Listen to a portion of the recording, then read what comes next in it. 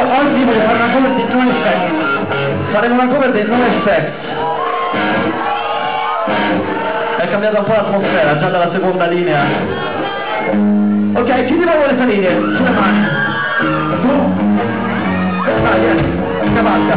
Anzi, passo dal lato. Un ragazzo adesso. Illuminate un attimo il pubblico che non vedo niente. Un ragazzo, si sta sul palco. Quindi sali, dai tu, a volo.